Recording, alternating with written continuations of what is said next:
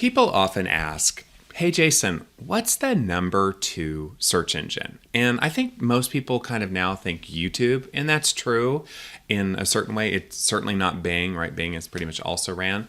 It's really Amazon. For many businesses, any business that's e-commerce, that's purchase-oriented, Amazon is the number 2 search engine, and you could argue probably the most important search engine. So in this quick video, I want to run through a little mini tutorial on Amazon SEO, so search engine optimization for Amazon. All right, so let's kind of unpack this. So before we even get started, if you are an e-commerce business, if you sell things online through an e-commerce store, I would argue you need to have an Amazon strategy. And what can that mean? That can mean Amazon only, that you're just on Amazon and you're going to optimize your products on Amazon and you're going to ignore the external internet, as it were. It could be a hybrid where you have an e-commerce store where you sell product and you also have a store or a presence on Amazon. Or it could be e-commerce only where you don't do anything on Amazon and you do everything on your e-commerce platform. Now, here's kind of the crux, right? The question is not about you. The question is about your customers. Where are your customers looking for that type of product, right? And if your customers are on Amazon, you've got to be on Amazon. And it just take no prisoners, right? Now, I sell books, right? Hello. I mean, I wish the independent bookstores returned. They're not. Amazon has crushed the market for nonfiction books. So I don't have an option. I have to be on Amazon. So the first kind of pre-point is figure out your Amazon strategy in terms of where your customers are. And if Amazon is relevant, then you have to understand Amazon SEO. So let's dig into some Amazon SEO points. Of course, there's links in the YouTube description to resources to help you with search engine optimization for Amazon. All right, so first point, you have to know your keywords, just as on Google SEO. So you need to do some Amazon searches, look at Amazon autocomplete, kind of figure out what are the keyword patterns that you want to dominate Amazon for. I have a link to a kind of a cool tool called Sonar by Selix, and you can also use some of the Google tools. So step number 1, know your Amazon keywords.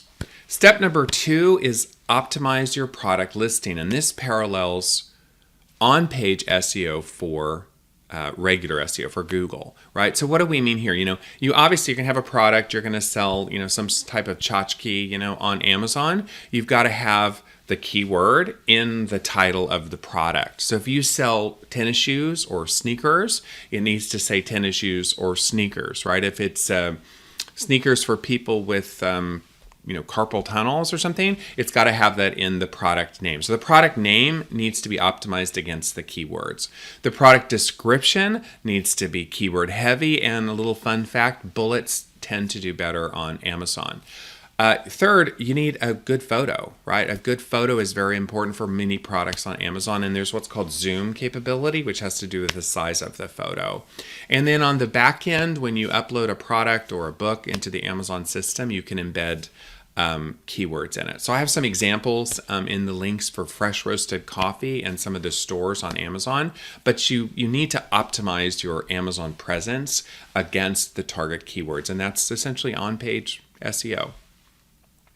All right, third, you need to optimize your external variables. So in regular SEO, we have links, right? In Amazon, we have some off-page variables. So what are those off-page variables that influence whether a product or service, or not a service, but a product ranks on Amazon?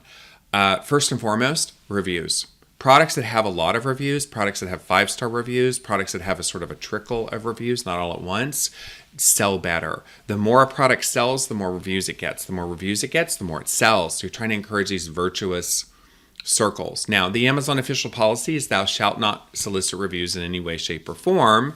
However, there are some sort of not too horrible, unethical ways to ask customers for reviews, such as in the product packaging, having a feedback form, something like that. So you can do things to encourage customer reviews without really running afoul of the Amazon TOS, and you need to work on that. Kind of interrelated, or an interesting variable on Amazon that's very different from Google is the sales. So Amazon is a sales engine, right? Unlike Google, which is everything, Amazon is trying to sell stuff. So the more a product sells, the higher it ranks on Amazon. And the higher it ranks, the more it sells, assuming you have a good product, right?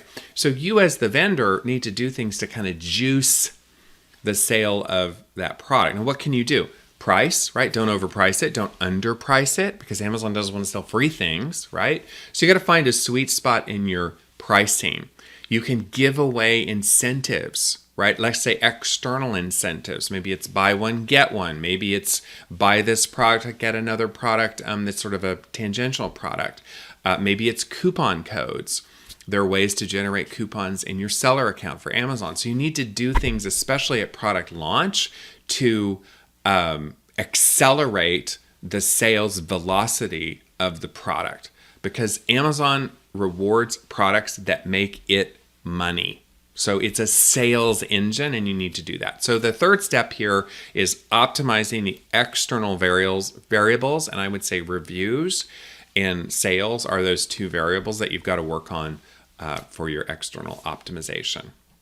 All right, so fourth and finally, I would advocate that you advertise on Amazon. Again, this is where it's different than Google. Google is pretty honest, I would say, at there being a very firm distinction between organic results and ad results and the interrelationship between the two. There are some feedback loops between ads and organic on Google. I'm not going to go into those. They're kind of esoteric, but they do exist. But on Amazon, it's really clear that there isn't such a distinction. So let's say you're selling a little, red tchotchke, right? People go to Amazon, they search for red tchotchkes. If they see the ad, they click on it, they buy it. That means the sales increase. The more it sells, the more Amazon wants to show it organically as well. So by advertising, you can help the sales. By helping the sales, you can help the organic. So you want to look at Amazon advertising as part of your strategy, which is, again, different than Google. It's more interrelated on Amazon. Okay, so that's a quick wrap up to Amazon SEO, so search engine optimization for Amazon. Let's review kind of the basic steps. So 1, you need to know your keywords. 2, you need to optimize the product listing. 3, you need to optimize the external variables, especially reviews and sales velocity. And I would say 4th, you should consider advertising on Amazon. So I hope you enjoyed the video. That's a quick wrap up. Subscribe to my channel, blah, blah, blah. And also the materials and a lot of good resources on Amazon SEO can be found in the blog post that accompanies this video. Thanks for watching.